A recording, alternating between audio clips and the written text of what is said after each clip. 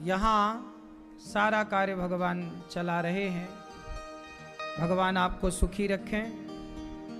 आपने आज की युवा पीढ़ी होकर के आजकल के बच्चों को, आज देखो हमारी जो युवा पीढ़ी है ना, ये बहुत अच्छी है। यदि इन्हें सही मार्ग मिल जाए तो इनसे अच्छा कोई नहीं है, लेकिन इन्हें मार्ग ना मिले, ये भटक जाए तो फिर इनसे बुरा भी कोई नहीं। तो अच्छाई बुराई देखो, संसार में कोई अच्छा या बुरा नहीं होता। हालात, माहौल, संगति हमें अच्छा या बुरा बना देती है। इस कथा में परीक्षित बन के हमारी मैया श्रीमती नूतन शर्मा जी, कृष्ण विनोद शर्मा जी, स्वर्गीय कृष्ण विनोद शर्मा जी, कथा में परीक्षित बन के हमारी नूतन मैया कथा सुन रही हैं और बड़े प्रेम से कथा की गंगा में आप डुबकी लगा रही हैं। कथा जब आप सुनते हैं, हमारी मैया देखो कथा करा रही हैं, नूतन मैया, तो इनके द्वारा कितने लोग कथा सुन रहे हैं। आप सब लोग कितनी दुआएं और आशीर्वाद देते हैं। भगवान की कथाएं बार बार जब हम सुनते हैं तो बार बार कथाएं सुनने से हमारा हृदय पवित्र होता है। जैसे बार बार आप साबुन लगाते हैं तो कपड़ा साफ होता है, उसी तरह बार बार आप लोहे को बार बार घिसिए तो लोहा भी चमकने लगता है, नहीं चमकने लगता। उसी तरह जब आप अपने मन को बार बार कथाएं सुनाएंगे, कथाओं की गंगा में डुबकी लगाएंगे, तो आपका मन भी एक दिन मंदिर बन जाएगा। और जिस दिन मंदिर बना, भगवान अपने आप आकर के मन मंदिर में बैठ जाएंगे। कल की कथा हम लोगों ने सुनी कि भगवान का प्राकट्य हुआ। भय प्रगट कृपाला दीन दयाला। जब भगवान का प्राकट्य हुआ तो भगवान को लेकर के वसुदेव जी चले गोकुल आए। यशोदा माँ ने एक कन्या को जन्म दिया था, उस कन्या को लेकर के वसुदेव जी गए हैं और कंस ने उस कन्या को पत्थर पर पटकना चाहा। हाथ से छूटकर कन्या आकाश में गई। तू मुझे क्या मारेगा, तुझे मारने वाला प्रकट हो गया। अच्छा, एक बात ध्यान से सुनो, सब लोग ध्यान दो। अच्छा ये बताओ, भगवान श्री कृष्ण का जन्म कहां हुआ? कहां हुआ? मथुरा में, जेल के अंदर। भगवान कहां प्रकट होते हैं? जेल में। और जेल में वसुदेव जी के पांव में बेड़ियां हैं, हाथ में हथकड़ियां हैं। भगवान जेल में ही प्रकट क्यों भये? क्या जरूरत थी जेल में प्रकट होने की? भगवान, जेल मतलब बंधन, जेल मतलब बंधन। तो भगवान जेल में प्रकट होकर समाज को ये बताते हैं कि हम सब बंधन में बंधे हैं, लेकिन बंधन में बंधे बंधे मरना नहीं है। भगवान प्रकट तो भय जेल में, लेकिन प्रकट होकर बंधन से मुक्ति की ओर चल पड़े, मुक्त हो गए। तो हमें मनुष्य जीवन मिला है तो बंधन से मुक्ति की ओर जाने के लिए मिला है, इसलिए मुक्ति की ओर चलो।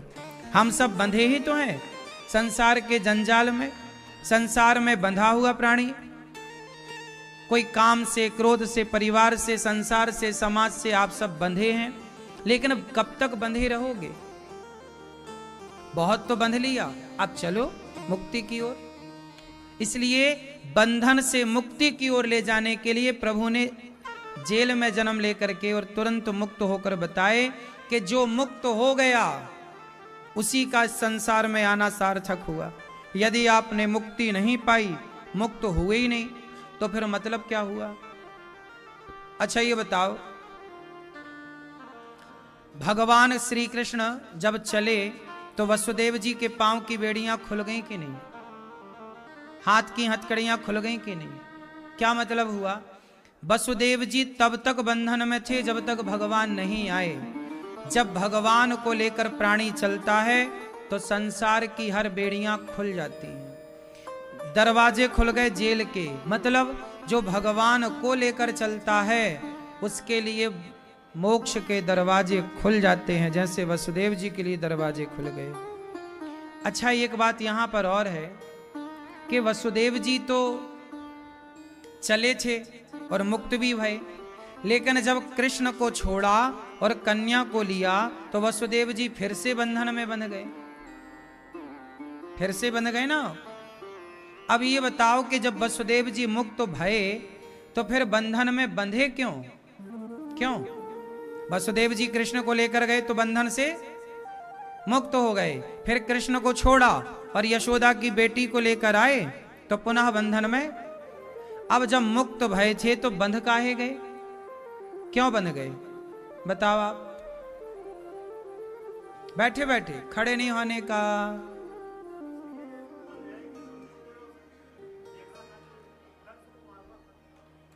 कंस को मारना था, इससे उस बंधन का क्या मतलब? वसुदेव जी काहे बंध गए? वसुदेव जी तो मुक्त भय थे, इसलिए बंधन में बंध गए क्योंकि भगवान को लेकर चले तो भगवान तो बंधन से मुक्त कराते हैं, लेकिन भगवान को छोड़ दिया ना वसुदेव जी ने और माया को लेकर आए। कन्या माया का स्वरूप थी। जब आप भगवान को लेकर चलते हैं तो आप बंधन से मुक्त होते हैं, और जब आप भगवान को भूल जाते हैं, छोड़ देते हैं, तो आप बंधन में बंध जाते हैं। इसलिए भगवान को छोड़ना नहीं है, भगवान को भूलना नहीं है। जानत हूं अस स्वामी बिसारी, फिर ही ते काहे न हो ही दुखारी। भगवान को भूल जाना ही दुख है, भगवान का स्मरण बना रहे यही सुख है। तो आपको भगवान को भूलाना नहीं है। क्यों? भगवान को भूल जाना सही है? आज के लोग भगवान को भूल जाते हैं। क्यों भैया? काम करना बुरा नहीं है, पैसे कमाना बुरा नहीं है, परंतु भगवान को भूल जाना बड़ा बुरा है। भगवान को भूल जाना मतलब अपने धर्म को भूल जाना है। आज के जो हमारी युवा पीढ़ी है, इन्होंने किसे भुला दिया? अपने धर्म को, अपनी संस्कृति को, अपने संस्कारों को भुला दिया। इसलिए आज की हमारे युवा, बहुत सारे युवा शराब पीने लग गए, हमारे यूथ बहुत सारा नशा करने लग गया, हमारे भारत के नौजवान दोस्त भाई गलत गलत संगति में चले गए, गलत गलत काम कर रहे हैं। क्यों कर रहे हैं? क्योंकि उन्होंने अपने धर्म को भुला दिया, अपनी संस्कृति, अपने संस्कारों को भुला दिया। आजकल के युवा बड़े फैशन में रहते हैं, उन्हें लगता है कि यही सब ठीक है। बड़ी गाड़ी ले लेंगे और ऐसे चलाएंगे, है ना। मोबाइल लेंगे बड़ा, सबको दिखाएंगे, देखो जी हमारे पास मोबाइल है। इन बच्चों को ये नहीं पता कि 4 दिनों की चांदनी फिर अंधियारी रात। ये 4 दिन का शौक है इनका, परमानेंट नहीं है। ये बाप के टुकड़ों पे पल रहे हैं। पापा मोबाइल दिला दो, बाप का मोबाइल चमका रहे हैं सबको। पापा गाड़ी दिला दो, पापा की गाड़ी से ऐश कर रहे हैं। आज की युवा पीढ़ी में और ये दास अनिरुद्ध में केवल यही अंतर है कि आज की युवा पीढ़ी बाप के टुकड़ों पे पल रही है, जबकि आपकी उम्र में जब हम आए, जब हम 20 साल के हुए, जब हम 18 साल के हुए और 25 साल के हुए, जब हम 25 साल के हुए, ये दास अभी 34 साल का है, जब हम 25 साल के हुए ना, तब हमने वृद्ध माताओं की सेवा स्टार्ट कर दी। 25 साल की आयु से हमने सेवाएं स्टार्ट कर दी। जिस उम्र में लड़के बाप के टुकड़ों पर पलते हैं, उस उम्र में हमने समाज की सेवा स्टार्ट कर दी। हमने पिता के टुकड़ों पे पलने वाली बातें नहीं की और ना ही समाज को कहा। हम कहते हैं युवाओं को कि बाप के टुकड़ों पर क्यों पलना? सपने तुमने देखे हैं तो पिता क्यों पूरा करेगा? सपने तुम्हारे हैं तो पूरे भी स्वयं करो, आप खुद पूरे करो। हमने अपने जीवन में जितने सपने देखे, हमने किसी के बदौलत सपने नहीं देखे, अपने सपने अपने बल पर पूरे किए। हमारे युवा 10 बजे सोकर उठते हैं, है ना। और ये दास अनिरुद्ध जिस समय हमारा युवा सोकर उठता है उस समय हमारे गौरी गोपाल में 1000 लोग कम से कम भोजन कर चुके होते हैं। आज का युवा जितने बजे सो के उठता है ना भैया, उतने बजे तक तो गौरी गोपाल में हजारों लोग भोजन कर चुके होते हैं। इसलिए हमने सपने देखे तो हैं पर किसी के भरोसे नहीं, एक भगवान के भरोसे और आप अपनी मेहनत अपने काबिलियत के भरोसे। आज के युवाओं ने गलती क्या कर दी, दिखावे की जिंदगी जीने लग गए। कर्जा लेके घी पीने वाली कहावत। एक लड़का मेरे पास आया, बोला महाराज जी मैं ब्रांडेड कपड़े पहनता हूं, महंगी महंगी महंगे महंगे शौक रखता हूं। मैंने कहा भाई तेरी महंगे महंगे शौक और ब्रांडेड कपड़े, बड़ा मोबाइल, बड़ी गाड़ी का शौक ना पाल।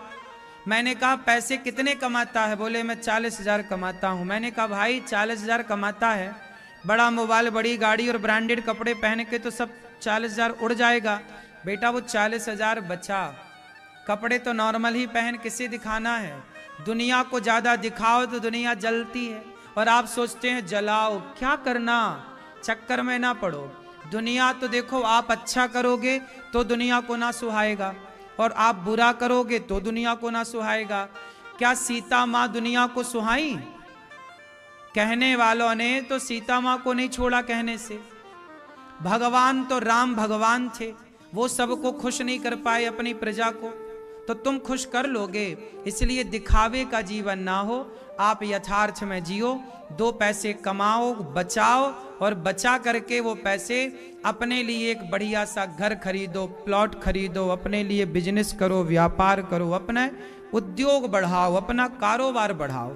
समझदारी ये है कि आप अपना बिजनेस बढ़ाएं, अपने लिए घर खरीदें, अपने मोबाइल बड़ा और गाड़ी, आज 50 लाख की गाड़ी आप खरीद लो तो अगले साल वो 50 लाख की गाड़ी 25 लाख की हो जाएगी, 2 साल बाद वो गाड़ी 15 लाख की हो जाएगी। गाड़ी की कीमत घटेगी, लेकिन 50 लाख का आपने घर खरीदा होगा तो अगले साल वो 70 लाख का हो जाएगा और अगले साल वो 80 लाख का हो जाएगा। तो समझदारी ये है कि उस पैसे से गाड़ी, अब आपको गाड़ी सबको दिखानी है, दिखाने से क्या होगा? दिखावे के चक्कर में मर गए लोग, बर्बाद हो गए। और आज की युवा पीढ़ी को अब ये कौन समझाए कि तुम दिखावे में ना जियो। आजकल लोग दिखावे में जी रहे हैं। बैंक का कर्जा लेके बड़ा घर बना लेते हैं, बाद में बैंक वो घर हड़प लेती है, कुड़की कर लेती है। भाई जितनी हैसियत है उतनी काम करो ना। कहावत पुरानी याद रखो कि जितना चादर है पांव उतना ही पसारो। अब युवा लोग सत्संग करते नहीं तो उन्हें अक्कल आती नहीं, माँ बाप की वो सुनते नहीं, इसलिए वो उन आजकल के युवा ने 2 चीजें मान रखी हैं, 3 चीजें, खाओ पियो मौज करो। खाओ पियो मौज करो। खाते क्या है? मुर्गी की टांग खाते हैं, ये उनका खाओ है। पियो, पियो क्या? शराब पीते हैं। मौज करो, लिव इन में रहते हैं। आजकल के बच्चे मुर्गी की टांग को चबाना वो खाओ मानते हैं, शराब का पीना, चरस का पीना वो पियो मानते हैं, और लिव इन में रहना, पर आई औरतों के संग डिस्को करना वो मौज मानते हैं। जबकि खाओ पियो मौज करो का मतलब ये है ही नहीं। अब ये युवा पीढ़ी ये 3 ही काम तो कर रही है, खाओ पियो और, जबकि खाओ क्या?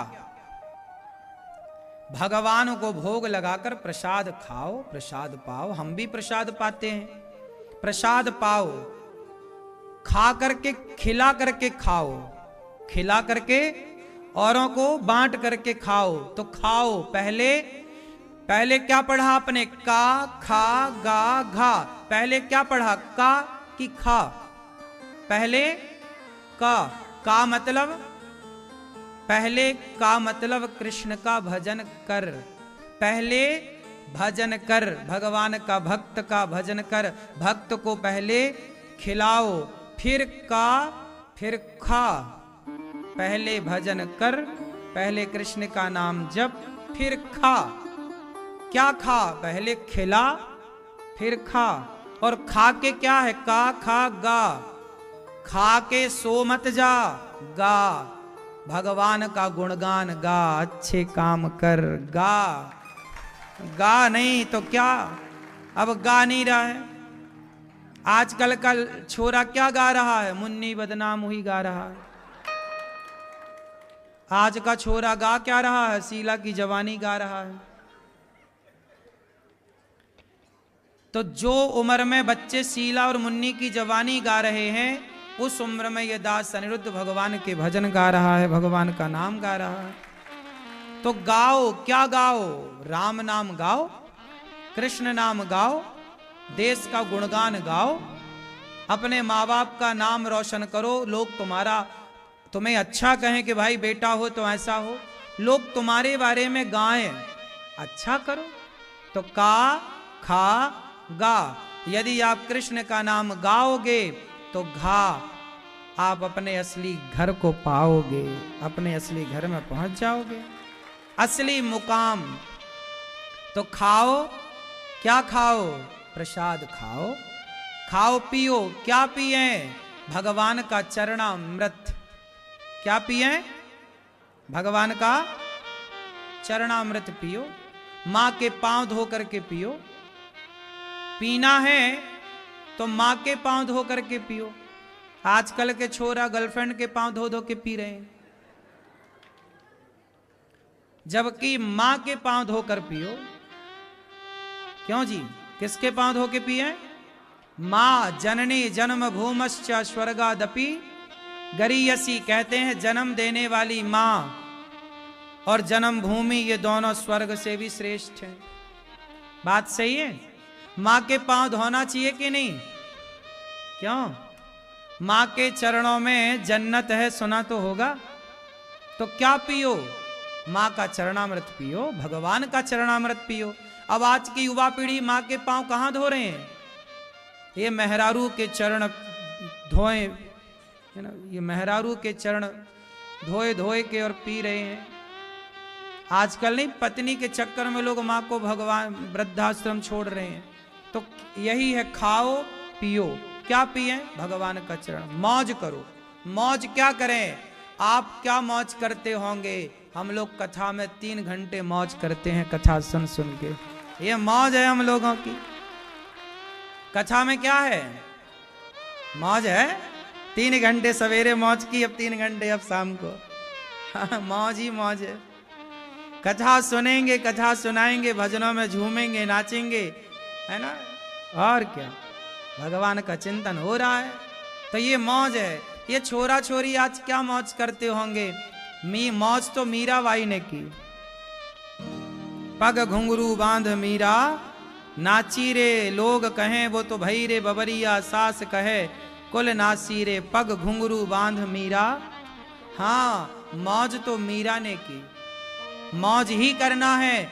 तो मौज का मतलब ये नहीं कि तुम पराई औरत, पराई लड़की, पराई लड़के के संग घूमो फिरो, वो मौज नहीं है। भगवधाम वृंदावन आओ, यहाँ बिहारी जी के दर्शन करो, वृंदावन की परिक्रमा लगाओ, गिरिराज जी की तलहटी में झूमो, यही मौज है। प्रसाद पाओ भगवान का, यही मौज है।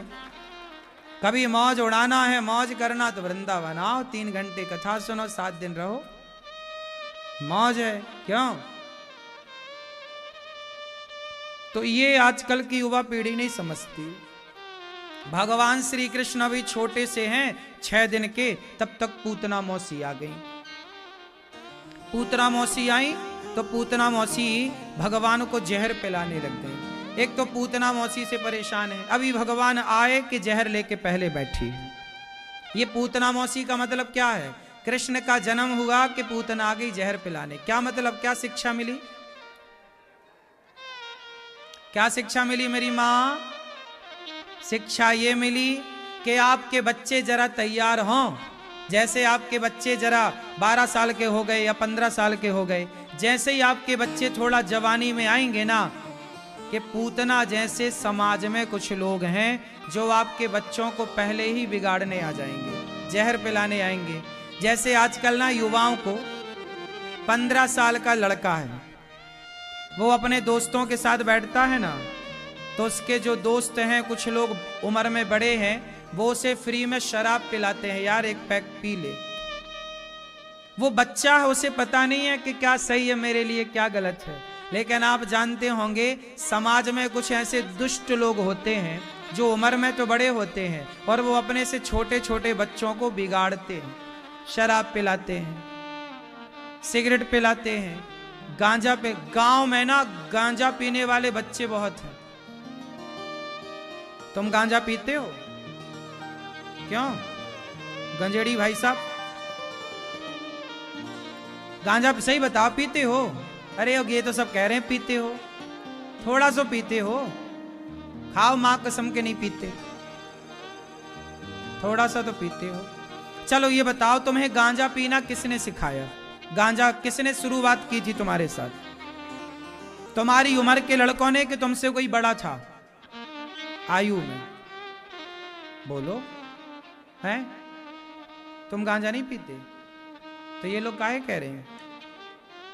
हाँ पीता है। अरे तो बड़े कॉन्फिडेंस से कह रहे हैं पीते हो। ये बताओ तुम्हें पिलाया किसने सबसे पहले? तुम्हारी उम्र के दोस्तों ने कि तो कोई बड़ा था उम्र में? बोलो। अधिकांश गांजा पिलाने वाले लोग उम्र में बड़े होते हैं। वो आपके बच्चों को बुलाते हैं, आओ बेटा यहां आओ। वो तुम्हें बिस्किट खिलाते हैं, टॉफी खिलाते हैं और धीरे से गांजा की चिलम पकड़ा देते हैं। मेरे गांव में जितने मेरी उम्र के लड़के हैं, अधिकांश लड़के गांजा पीते हैं। और जानते हो उन लड़कों को गांजा पीना किसने सिखाया? हमारे गांव में एक आदमी था, वो उसकी उम्र रही होगी 50 साल। वो गांव के 12, 14, 15 साल के लड़कों को अपने पास बिठाता, उन्हें एक बिस्किट का पैकेट देता, टॉफी देता और बोलता और लेना है टॉफी तो पहले ये पियो। तो बच्चे हैं, वो पीने लग गए। धीरे धीरे धीरे धीरे वो आदत हो गई। फिर वो अपने बाप के, अपनी माँ के पैसे चुरा के उसको दें। अब वो क्या करे, वो गांजे का व्यापारी बन गया। वो पहले क्या करता, सबको गांजा पिलाना सिखाता, फिर वो गांजा की पुड़िया बेचता। एक्चुअली वो गांजा बेचने वाला था, तो उसका गांजा खरीदे कौन? तो छोटे छोटे पूरे गांव के बच्चों को गंजेड़ी बना दिया। और एक गांव नहीं, 50 गांव के बच्चों को। ऐसे ही एक शराबी होता है, वो 10 बच्चों को बिठा के शराब पिलाता है। तो आपके बच्चों को दूसरे लोग बिगाड़ रहे हैं। वो चाहते हैं कि आपके बच्चे बिगड़ जाएं, उन्हें मजा आता है। क्यों जी, ये बात सही है? ऐसी होता है ना। कोई भी बच्चा अपने से नहीं बिगड़ता, कोई भी लोग अपने से नहीं बिगड़ते। समाज में कुछ लोग ऐसे होते हैं जो बच्चों को बिगाड़ते ही हैं। क्यों जी, बात सही है? ऐसे लोगों को आप सब लोग आज के समय पर ऐसे लोग यदि मिल जाएं तो इनकी अच्छी पूजा करना चाहिए, मिर्ची का धुआं देकर, उल्टा लटका के अच्छे लाल मिर्ची का धुआं। क्यों मैया? पूरे देश के लोगों को बिगाड़ रखा है नशा ने। सरकार का भी बिल्कुल ध्यान नहीं है। सरकार भी देखो बोतल बेच रही है, बोतल में लिखा है शराब पीना स्वास्थ्य के लिए हानिकारक है। भैया जब हानिकारक है तो तुम बेच काहे रही हो सरकार खुले में? हमारी कितनी माताएं ऐसी हैं, आप में से कितने लोग चाहते हैं कि शराब बिकती रहे? कितने लोग चाहते हैं कि शराब बंद हो जाए?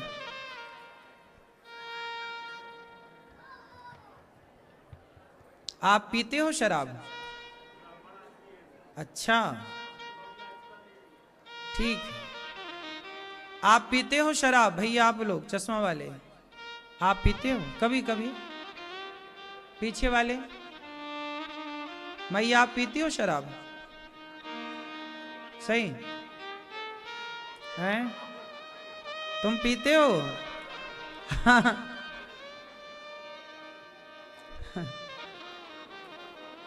तुम्हारे पिताजी कहाँ हैं? तुम पीते हो शराब?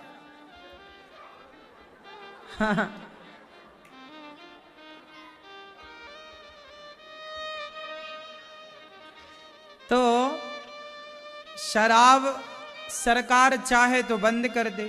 अच्छा, सरकार यदि शराब को बंद कर दे तो जानते हो क्या क्या बंद हो जाएगा? भारत में जितना भी क्राइम है, अपराध, बलात्कार है, चोरी है, डकैती है, सारा कुछ बंद हो जाएगा। जेल में जितने कैदी हैं, जेल में आधे के आधे भी लोग ना बचेंगे यदि शराब बंद हो जाए तो। शराब बंद हो जाने से इस देश का बहुत भला होगा।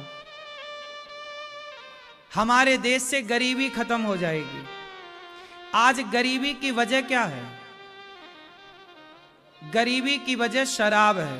पूछो कैसे? ऐसे है कि हमारे देश का जो मजदूर है, जो 500 रुपए दिन कमाता है तिहाड़ी, यदि 500 रुपए दिन कमाने वाला मजदूर 500 कमाता है, जिसमें वो 200 रुपए की तो पी लेता है शराब, 300 रुपए बचते हैं। अब वो 300 में बच्चों को पढ़ाएगा, कि बच्चों को कपड़े खरीदेगा, कि दाल रोटी चलाएगा, कि अपने लिए भविष्य की प्लानिंग करेगा। क्यों? 300 रुपए में क्या होगा? इसलिए यदि शराब पीना बंद हो जाए, लोग शराब बंद कर दें, तो गरीब आदमी 500 कमाता है, वो 300 रुपया जो बचता है, अब 200 और बचेगा। इससे क्या होगा? उसके बच्चे पढ़ जाएंगे, वो पत्नी के पास बैठ के पत्नी को टाइम दे पाएगा। अब शराब पी के आता है और पत्नी को समय देता नहीं, मारता पीटता और है, पत्नी बेचारी परेशान है। यदि वो पैसा बचाए, अपने लिए घर बनाए, धीरे धीरे बच्चों को पढ़ाए, इससे धीरे धीरे क्या होगा? उसकी गरीबी दूर हो जाएगी। अब ये मान लो कि वो 6,000 रुपये महीना, यदि 200 रुपए की शराब वो रोज पीता है, तो 6,000 रुपये महीना हो गया। 200 के हिसाब से कितना हुआ? 6,000 रुपये महीना। 6,000 रुपये महीने की तो वो शराब पीता है, जबकि 6,000 रुपये महीने में अच्छे स्कूल में उसका बच्चा पढ़ सकता है। नहीं पढ़ सकता? क्यों? आज अच्छे से अच्छे स्कूल में 6,000 रुपये महीना में बच्चा पढ़ सकता। तो मतलब उसके शराब पीने के पैसे से उसके बच्चे का भविष्य बन सकता है कि नहीं? यदि हर शराबी शराब ना पी और वो पैसा अपने परिवार में खर्च करे, तो उसके परिवार की तकदीर और तस्वीर कुछ और होगी, और उसके परिवार का कुछ और होगा, तो इस देश का कुछ और भविष्य होगा। लेकिन विडंबना है,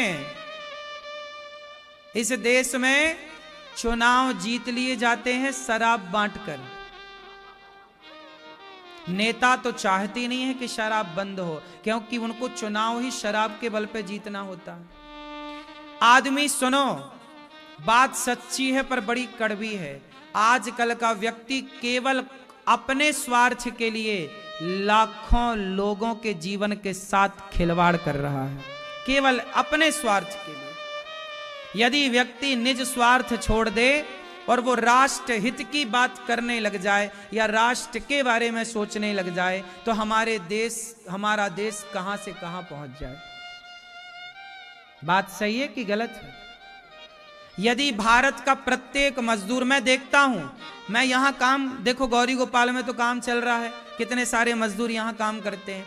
मैं रोज ऊपर जाता हूं, सारे मजदूर लगभग 99% मजदूर शाम को दिन भर काम करेंगे, तपेंगे, मेहनत करेंगे, और शाम को शराब पी के बिल्कुल पड़े रहते हैं, शराब के नशे में।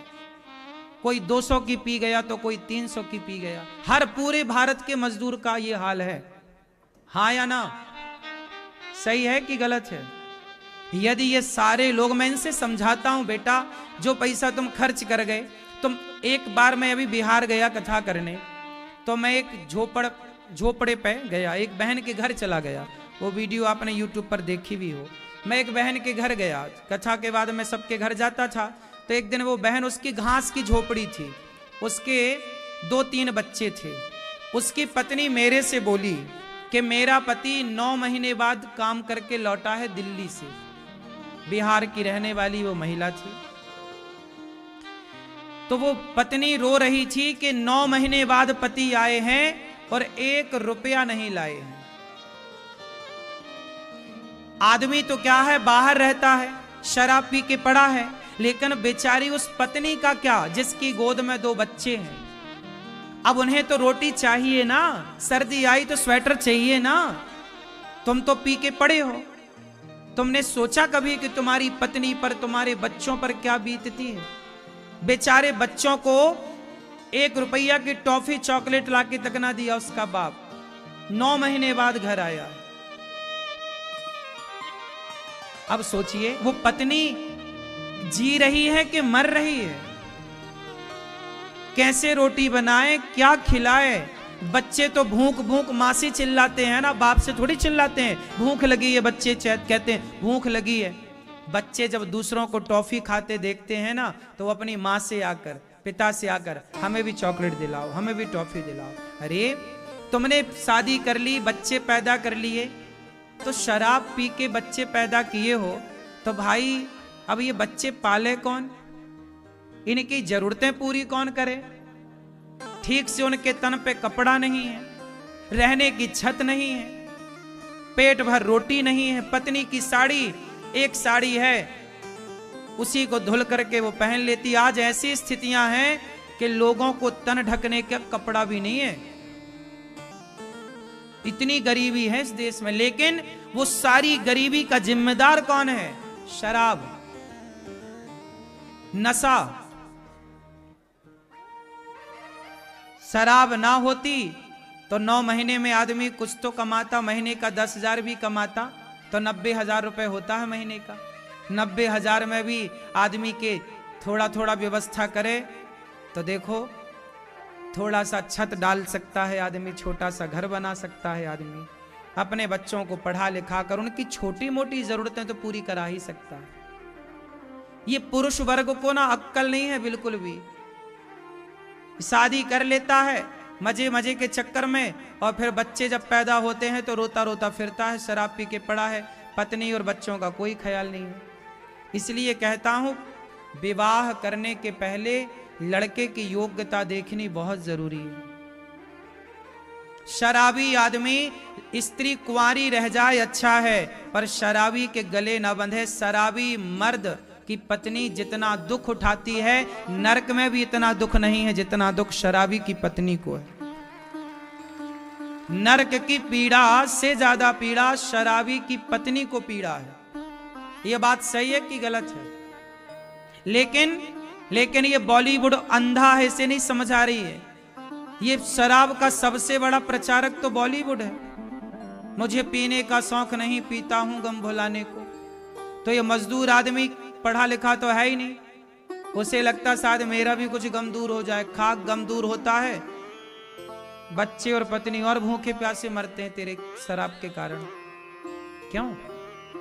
बॉलीवुड ने जितना नुकसान पहुंचाया इस देश को, आज जितने भी पत्नियां हैं जिनका पति शराब पी के घर नहीं आ रहा है, पड़ा है, बच्चों को देख नहीं रहा है, ये सारे शराब पीने वाले जो पुरुष हैं और इनकी पत्नी की जो बद्दुआएं हैं, ये किससे लगेंगी? शराब का प्रचार सबसे ज्यादा कौन करता है? बोलो। शराब का सबसे बड़ा प्रचारक तो बॉलीवुड है। शराब का प्रचार करता है बॉलीवुड, लेकिन शंकर जी पर दूध क्यों चढ़ाते हो? शंकर जी के दूध से उस बॉलीवुड को बड़ी आपत्ति है, जैसे इनके बाप से पैसा लेके चढ़ाते हो।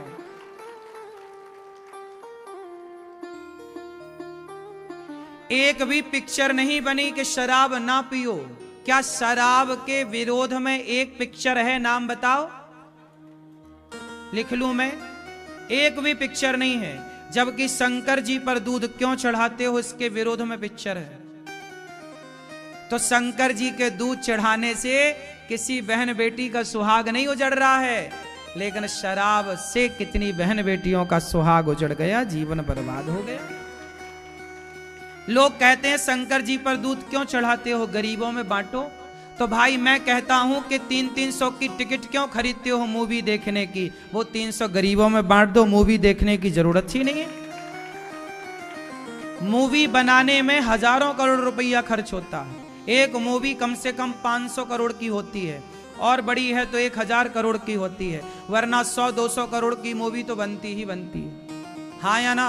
एक मूवी कितने की बनती है? 500 करोड़ की। अब 500 करोड़ हम लोगों ने तो कभी नहीं देखे कितने बड़े होते हैं। आप लोगों ने देखे 500 करोड़? नहीं देखे। एक मूवी बनती है 500 करोड़ की। अब ये बॉलीवुड से कहो कि तुम एक मूवी 500 करोड़ की बनाते हो और बात करते हो गरीबों की, तो 500 करोड़ की मूवी क्यों बनाते हो? वो 500 करोड़ सीधा गरीबों में बांट दो ना, क्या जरूरत है मूवी बनाने की? यदि तुम्हें गरीबों की बड़ी चिंता है तो बांट दो। 500 करोड़ में आपकी एक मूवी 500 करोड़ में बनती है और वो कमाती कितना है? 1000 करोड़ कमाती है, 1500 करोड़ कमाती है। तो जो कमाई हुई, उस कमाई से तुमने गरीबों के लिए कितने यूनिवर्सिटियां बनवाई, कितने कॉलेज बनवाए, कितने अन्य क्षेत्र चलाए? कुछ तो नहीं हुआ। गरीबों की बात तो सरकार भी करती है, गरीबों की बात तो बॉलीवुड भी करता है, बात करते हैं सब। और बात करते करते देश में 70-77 साल हो गए आजादी के, लेकिन आज भी गरीबी जस की तस पांव पसारे खड़ी है। क्यों जी? बात सही है कि गलत है?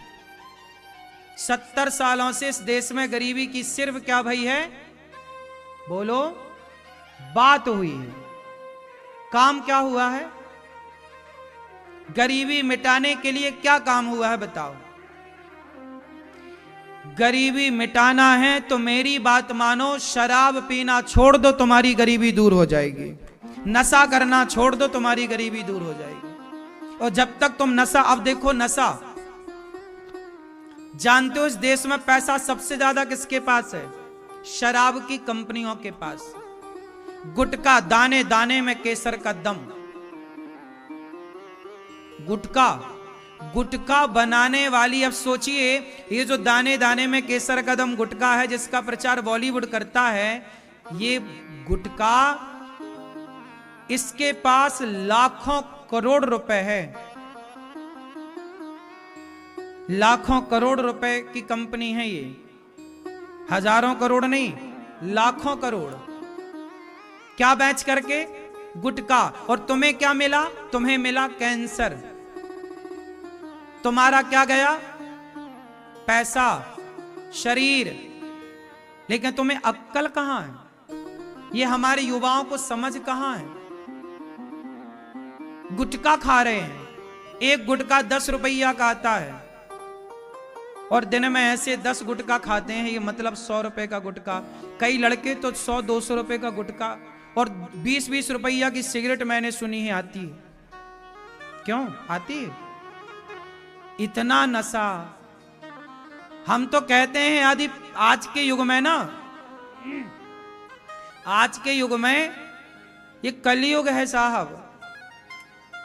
आजकल सिगरेट बेचने वाली कंपनियां बड़ी हैं, गुटखा बेचने वाली कंपनियां बड़ी हैं, और सामान्य व्यक्ति समझ नहीं पा रहा है और इनके झांसे में आकर के जीवन बिगाड़ रहा है। मेरा बस चले तो इस देश में मैं सिगरेट, गुटखा और शराब और ये सारा नशा, सब नशा खत्म हो जाए ना इस देश से, तो हमारा देश सोने की चिड़िया फिर बन जाएगा, फिर वो पुनर्स्थापना हो जाएगी। वही व्यक्ति, सारा देश सक्सेस होगा, सारा प्रत्येक व्यक्ति सफल होगा। सही है? प्रिय भक्तों, भगवान को पूतना मारने आई, भगवान ने पूतना को मार गिराया। जहर पिलाने आई, भगवान ने जहर पिया, पूतना का प्राणों को पी लिया। पूतना चिल्लाई, बालक छोड़ दो। भगवान बोले, मौसी जी हम पकड़ते तो है नहीं, और हमारे कन्हैया पकड़ते नहीं हैं, और पकड़ लें तो टेढ़ी टांग वाले हैं। सीधी चीज अंदर जाए तो निकल आए, पर टेढ़ी चीज अंदर जाए तो निकले ना। हमारे कन्हैया पांव से टेढ़े, कमर से टेढ़े, गर्दन से टेढ़े। भगवान बोले, कन्हैया बोले, हम जल्दी पकड़ते नहीं है, और एक बार किसी के मन में घुस जाए तो फिर कभी निकलते नहीं है। ये टेढ़ी टांग वाला है ही ऐसा, हमारे भगवान ऐसे। पूतना का उद्धार हो गया, आई जहर पिलाने, मार गिराया। अच्छा, पूतना को देखकर भगवान ने अपनी आंखों को बंद किया। भगवान ने पूतना को देखकर नेत्र बंद कर लिए। क्यों? पूतना को देखकर नेत्र क्यों बंद कर लिए भगवान? क्योंकि पूतना के मन में कपट था, और जिसके मन में छल कपट होता है भगवान उसे बिल्कुल नहीं देखते। सही है, इसलिए कहता हूं कि अपने मन में छल कपट ना रखो। क्या ना रखो? क्या ना रखो? छल कपट ना रखो। आजकल का व्यक्ति छल कपट बहुत रखता है, दिखता कुछ और है, होता कुछ और है। बहुत छल कपट भरा है लोगों के भीतर। आजकल पता ही नहीं लगता कि कौन अपना है कौन पराया है। जो कल तक अपना था आज वही बहकी बहकी बातें कर रहा है ना। ये दुनिया है साहब, पता ही नहीं लग रहा है कि कौन अपना है कौन पराया है। किसको अपना कहें किसको पराया कहें, ये दुनिया का भरोसा नहीं है। इसलिए हम कहते हैं कि भरोसा जगत पर अब मत रखो, भरोसा जगन्नाथ पर रखो, भगवान के भरोसे रहो। भरोसे भगवान के रहोगे तो सुखी और स्वस्थ रहोगे। भगवान पूतना पर कृपा करके सकटासुर तृणावर्त पर कृपा करते हैं। भगवान का नामकरण गर्गाचार्य जी ने किया, कृष्ण और बलराम नाम रखा। भगवान छोड़ा बड़े भय, यशोदा को मां मैया मैया कहने लग गए। आप लोगों से मेरी प्रार्थना है, जैसा कि हमने बार बार कहा है, कि अपनी मां को मम्मी बिल्कुल ना कहा करो, मां को मैया कहा करो। क्या कहा करो? मम्मी का मतलब होता है मरी हुई, मम्मी बॉडी। पापा का मतलब होता है पाप, तो पापा नहीं पिताजी बाबूजी, ये बोलना चाहिए। ठीक है, तो कितने लोग सुधार करेंगे? क्या बोलोगे? पिताजी। और मां को मैया। पापा अभी क्या बोलते हो? पापा। पापा मतलब जानते हो क्या होता है? बैठे बैठे। पापा मतलब होता है पाप। पापा मतलब पाप। तो अब देखो, वो हमारा बाप है, पाप तो है नहीं, तो काहे बाप को पाप पाप कह रहे हो? पिताजी। तो भगवान पिताजी बाबा कहते हैं और यशोदा को मैया कहते हैं। हमारे यहाँ रिश्ते बहुत मायने रखते हैं। हमारे भारत में ना हम लोग रिश्तों को बहुत महत्व देते हैं। हमारे यहाँ रिश्ते बहुत अच्छे होते हैं, इसलिए रिश्तों की कदर करनी चाहिए, बड़ों का आदर और सम्मान करना चाहिए। भगवान थोड़ा बड़े भये तो बाल लीला करने लग गए। माखन चुराना, मटकी तोड़ना, गोपियों के घर जाना, ऐसी ऐसी लीलाएं। कभी माखन चुराना, कभी मटकी तोड़ना।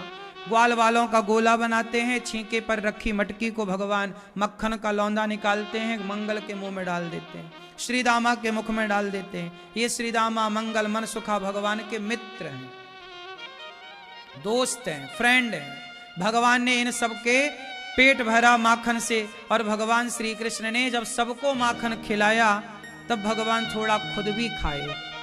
एक दिन गोपियां शिकायत करने आई, मैया तेरे लाला ने हमारी मटकी तोड़ दी। मैया बोली, ये ले मटकी, तू ले जा मेरे घर से। लाला की शिकायत तो ना कर। अरे मैया, बात मटकी की ना आए, तेरो लाला आए सबरो माखन खाए, अकेलो ना आए ग्वाल वालन को लाए, और सबरो माखन खाए के खवाए के मटकी तोड़ के चलो जाए। मैया बोली, चौरे लाला तो ऐसी गंदी बात करे, गंदे काम करे, गोपियों को नुकसान करे। मैया कन्हैया बोले, मैया ये गोपियां मेरे गाल को पकड़ के ऐसे करें और कहें कन्हैया मेरे से ब्याह करेगो। अब तू ही बता मैया, मैं इनसे ब्याह कैसे करूं? और मैं कहूं कि मैं तेरे से ब्याह ना करूंगा तो कहे कि मैं तेरी मैया से शिकायत करूंगी। अब मैया तू ही बता।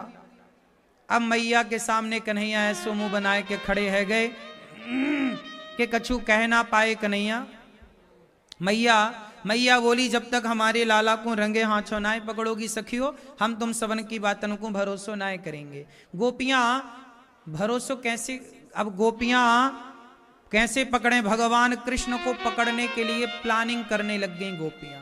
प्लानिंग कैसी, कभी मटकी के ऊपर घंटी लटका देती हैं सखियां। अब एक दिन घंटी लटका दी, भगवान गोपियों के घर चोरी करने आए, माखन चुराने, तो देखा कि घंटी लटक रही है। भगवान बोले घंटी मंदिर में जगह कम, ठीक है जो तुम यहां लटक रही हो। घंटी बोली प्रभु गोपियों ने लटका दिया है। भगवान बोले तो बजना मत, चुपचाप बंधी रहना। अब लो भैया घंटी बंधी तो है पर घंटी बजी नहीं। भगवान ने सारे ग्वाल वालों में मक्खन बांटा, सबको खिलाया, घंटी बिल्कुल नहीं बजी। जब घंटी नहीं बजी तो भगवान ने सबको खवाए के और ग्वाल वालों का गोला बना के ऊपर चढ़े, मटकी पकड़े और थोड़ा भगवान ने जैसे ही मटकी से मक्खन निकाल कर खाया, घंटी टन टन टन टन टन टन टन टन करके बजने लग गई। भगवान बोले घंटी क्यों बज गई? घंटी बोली सरकार जब जगत के लोग खाते हैं तब मेरा बजना जरूरी नहीं होता, पर मेरे जगन्नाथ भोग लगाएं और मैं ना बजूं, आप भोग लगाएं और मैं ना बजूं। भगवान को गोपियों ने जब सुना कि घंटी बज गई, दौड़ी दौड़ी आई। जब आई गोपियां तो ग्वालवाल नीचे से भाग गए और कन्हैया मटकी पे लटके रह गए। गोपियों ने कहा दारी के आज मैंने तो को पकड़ लियो। भगवान पकड़े गए। गोपियों ने कहा कि चल तेरी मैया को बुला के लाऊं, शिकायत करूं। कन्हैया बोले मैया को बाद में बुलाइयो, सखियों कम से कम को नीचे तो उतार। लटके ना मटकी पे, कंधे का सहारा दिया, कंधे पे पांव रखा गोपी के, हाथ पकड़ा और नीचे उतारा कन्हैया को। सखी बोली तूने क्यों माखन चोरी की? तेरी मैया ने तो कहा था हमारे लाला चोरी ना करे, रंगे हाथों पकड़ो। अब तेरे लाला तेरी मैया को बताएं? कन्हैया बोले सखी मत बताइयो मैया को, मैया बहुत मारेगी, मैया बहुत मारेगी। अच्छा सखी एक बार तो छोड़ दे, एक बार तो सॉरी है, एक बार तो क्षमा कर। सखी बोली मैं छोड़ तो दूं पर एक शर्त है। क्या? तुम हमें जरा नाच के दिखाओ। कन्हैया बोले अच्छा नाचूंगा तो छोड़ेगी? हाँ हाँ। तो भगवान बोले सो नाचेंगे पर हम फ्री में नहीं नाचेंगे। क्या दोगी बताओ? बोले एक माखन को लौंदा देंगे। बोले माखन तो हमने खा लिया। बोले अब? बोले थोड़ी छाछ पिलाएगी? हाँ हाँ। अब गोपी जाए और छाछ भर के ले आए एक गिलास में। अब जरा सोचो कि जगत का पालनहार है और किसके लिए नाच रहा है? छाछ, हमें छाछ पिला पर हम नाचेंगे। जगत को नचाने वाला परमात्मा गोपियों के छाछ के लिए ताही अहिर की छोहरियां छचियां भरी छाछ पे नाच नचावे। जगत को नचाने वाला परमात्मा छाछ के लिए नाच रहा है, ये कैसी बात है? ये भगवान की सरलता है, सहजता है, यही भगवान की भगवत्ता है। क्या है ये भगवान की? यही तो कृपा है, यही तो करुणा है कि भगवान अपने भक्तों के लिए देखो नाच रहे। भगवान खाने पीने के लिए कोई आपसे ये थोड़ी कहते हैं कि हमें 56 भोग खवाओ हम वही खाएंगे, नहीं। तुम्हारे पास कुछ नहीं है तो छाछ है, कुछ नहीं है तो माता शबरी ने बेर दिए, कुछ नहीं है तो विदुरानी ने छिलके दिए, कुछ नहीं है तो सुदामा जी ने सूखे चावल दिए, तंडुल। भगवान तो देखो वस्तु को ग्रहण करते ही नहीं, भगवान तो भक्त के भाव को देखते हैं कि आपका भाव क्या है। भावग्राही जनार्दना। भगवान यदि भाव से जैसे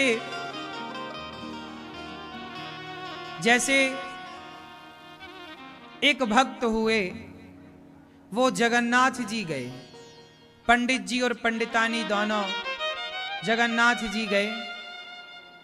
बड़े गरीब थे पर जगन्नाथ जी से मिलने की इच्छा हुई तो वो जगन्नाथ जी चले गए। जगन्नाथ जी में जाकर के उन्होंने वहां जगन्नाथ जी का दर्शन किया और जगन्नाथ जी का दर्शन करके परिक्रमा करके एक जगह बैठे। पर बड़ी भूख लगी थी। भूख लगी तो उन्हें लगा कि क्या करें, तो कहीं मांगने चले गए। तो मांगने गए तो किसी ने आटा दे दिया।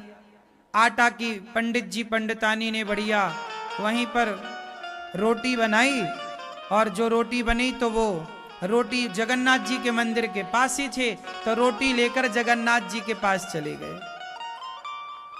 और रोटी लेकर के पहले सोचे कि चलो जगन्नाथ जी के मंदिर में ही है, तो पहले रोटियों का भोग जगन्नाथ जी को लगाएं। तो जगन्नाथ जी को रोटियों का भोग लगाने लगे, और रोटियों का जब भोग लगा, जगन्नाथ जी के सामने ऐसी रोटी की, भगवान जी ने ऐसी कृपा करी कि वहां पता नहीं उनको धक्का किसी का लगा और वो रोटी गिर गई। वहां कोई कुत्ता था तो वो कुत्ता रोटी लेके भाग गया। एक दो कुत्ते रहे होंगे, रोटी लेके मुंह में दबा के भाग गए। अब पंडित जी ने भोग लगाई, उनको लगा चलो जगन्नाथ जी शायद इसी रूप में आके हमारी रोटियां लेके चले गए। अब पंडित पंडितानी दोनों बेचारे पानी पी करके शाम को सो गए, रात्रि को सो गए। अब रात्रि को उन्हें नींद ना आए, क्योंकि दोनों बहुत भूखे थे, दोनों बड़े भूखे। जब दोनों भूखे तो भगवान जगन्नाथ जी को भी कहाँ नींद आए कि मेरा भगत बड़ा भूखा है। तो पंडित जी ने, जो पुजारी जी ने भगवान जगन्नाथ जी को बढ़िया सोने की थाल में जो शाम का भोग, रात्रि का भोग लगाया, भगवान जगन्नाथ जी ने वो भोग की थाली उठाई रात को और पंडित जी के पास पहुंच गए। पंडित जी भूख लगी है? हाँ हाँ भैया, आप कौन? मैं पुजारी हूँ जगन्नाथ जी का, ये तुम्हारे लिए भगवान ने प्रसाद पहुंचाया है। जबकि वो खुद जगन्नाथ जी थे। पंडित जी को भोग लगाने मतलब प्रसाद देने जगन्नाथ जी आए, रूप बदल कर पंडित जी के रूप में, पुजारी के रूप में भगवान आए। पंडित पंडितानी, पंडित जी ने अपना कपड़ा आगे बढ़ाया, बोले भैया इसमें डाल दो, कुछ बर्तन तो है नहीं, कोई सूखा पदार्थ हो तो डाल दो, और ये तुम्हारी जो थाली बड़ी चमक रही है सोने की, इसे लेकर जाओ। भगवान ने कहा ये तुम भोजन करो और थाली भी तुम ही रखो, अभी सवेरे ले जाएंगे। और सोना लेके जाने की जरूरत नहीं, आज से थाली तुम्हारी, पंडित जी तुम रखो। लो भैया, भगवान जगन्नाथ जी तो बड़े दयालु, भोजन भी पंडित जी ने खूब छक्के बढ़िया खाए, पंडितानी भी खाई, और दोनों वहीं मंदिर के पीछे दोनों सो गए। बाहर खा पी के सो गए, और जो थाली थी ना वो सोने की थी। अब पंडित जी उसको कपड़े में लपेट कर और तकिया के नीचे थाली रख लिए। सवेरा हुआ, बिहारी जी के दरवाजे, वो जगन्नाथ जी के दरवाजे खोले गए। खोले गए तो वहां पे सब कुछ था, पर थाली का पता नहीं। पुजारी जी को लगा भाई लगता भगवान जी की थाली चोरी हो गई, सोने की थाली थी। अब देखो कहाँ गई, आसपास चारों तरफ थाली थाली थाली थाली, चारों तरफ हल्ला हुआ। पता चला जगन्नाथ जी की थाली चोरी हुई। तभी किसी की नजर पड़ी, वो पंडित जी के तकिया के नीचे चमक रहा कुछ पीला पीला। देखा ध्यान से तो थाली। अच्छा, पंडित जी सो रहे, अभी भी सो रहे हैं, क्योंकि लेट सोए और अच्छा खाए तो बढ़िया नींद आई। दिन हो गया, सूर्य भगवान आ गए, और पंडित जी अभी भी सो रहे। अब पुजारियों ने बड़ा बड़ा डंडा ले लेके और डंडे से पंडित जी को जगाया। है पंडित उठ, चोर कहीं का। तो उन्हें भगवान, पंडित जी बोले नहीं नहीं महाराज, हमने चोरी नहीं की, भगवान जी दे के गए हैं। अब तो कहाँ सुनने वाला कोई, इतनी पिटाई हुई पंडित जी की। थाली लेके चले गए। पंडित जी बोले वाह प्रभु, रात को तुमने अच्छा चकाचक पवाया प्रसाद, और दिन में डंडे पवाए, बढ़िया है। कोई बात नहीं, पंडित जी को लेकर इस बात का बुरा नहीं लगा। देखो जीवन में ये होना चाहिए बैलेंस, कि यदि एक तरफ हमें अच्छा मिला है तो दूसरी तरफ यदि बुरा मिल जाए तो बुरे की शिकायत नहीं होनी चाहिए कि लो नहीं अच्छा भी तो मिला था। तो अच्छा आपको मिला है तो बुरा किसे मिलेगा? जब अच्छे के लिए आप तैयार थे तो बुरे के लिए भी तैयार रहिए। लेकिन आज होता क्या, हम अच्छा अच्छा तो गप कर लेते हैं और कड़वा कड़वा थू कर देते, नहीं जी हमें कड़वा नहीं चाहिए। लेकिन वो पंडित जी बड़े सकारात्मक थे। उन्होंने सोचा कि कोई बात नहीं, भगवान जगन्नाथ जी का मन था कि हम पेट भर खाएं, तो रात को हमने पेट भर खाए, और भगवान की इच्छा है कि हम पिटें तो हम पिट गए। अब कोई बात नहीं पंडित जी ने, पर पंडित जी के ना घाव आव हो गया, थोड़ा सूज गया, कहीं खून ऊन भी आ गया। पंडितानी बेचारी रो रही है। पंडित जी ने समझाया तुम मत रो, तुम्हें तो नहीं पड़े डंडे? नहीं हमें नहीं पड़े, कोई बात नहीं। अब दोनों पंडित पंडितानी पर सोचे कि नहीं अब रहेंगे तो जगन्नाथ जी की शरण में। अब जगन्नाथ जी की शरण में भैया दोनों पंडित जी पंडितानी वहीं रहे। अब लो भैया पूरे नगर में हल्ला हो गया कि ये चोर हैं। अब वो कहीं मांगने जाएं तो उन्हें खाने को भी ना मिले। सबको तो ये हो गया ना कि चोर हैं ये। अब वो कहीं मांगने जाएं तो खाने। अब पंडित जी फिर शाम हुई, फिर तड़पने लग गए। अब जब शाम हुई तड़पने लग गए तो फिर अब क्या करें, पानी पी के फिर सो गए। अब दूसरी रात जब सोए तो भगवान जी को नींद ना आए। भगवान जी को बोले कि कल हमने इनको खवाया लेकिन दिन में डंडे पड़ गए। आज फिर भगवान वही थाली लेके 56 मतलब 6 प्रकार का भोग भर के फिर आए। पंडित जी हम पुजारी जी। पंडित जी बोले आप पुजारी हो? हाँ। बोले तो आपने सबको क्यों नहीं बताया?